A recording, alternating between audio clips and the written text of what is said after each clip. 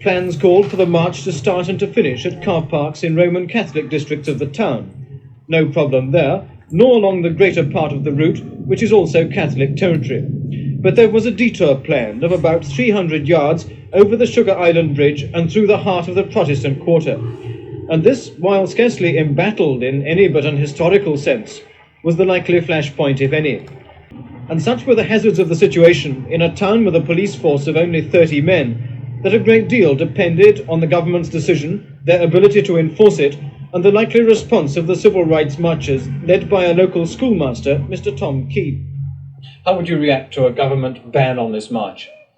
We've already made our position very clear on this. At the beginning of the week, we decided at committee that we would go ahead with the march, whether banned or not. And communicated to the district inspector our views on the situation.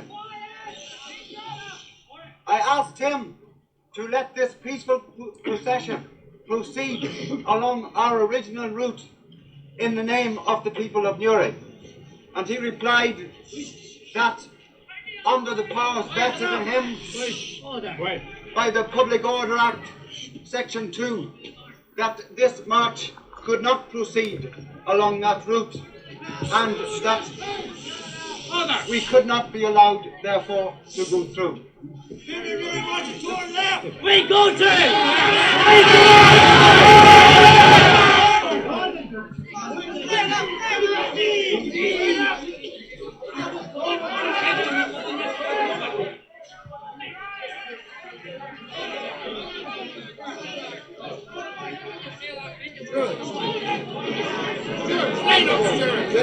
Do your duty, Stuart, sir. Get there and line up. Get them there. Hold them up, sir. Hold them up.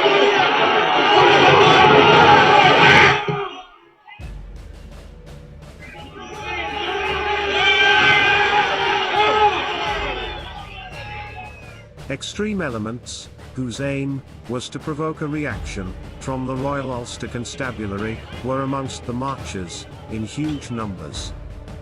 For this end, they led an attack on the police lines, demanding they be permitted to enter the small Unionist area. The only thing between the huge crowds of Irish nationalists and Republicans and the small Unionist area were the Royal Ulster Constabulary, who held the rioters back, whilst being heavily outnumbered. The scene you are witnessing was the so-called Civil Rights March in Newry in 1969.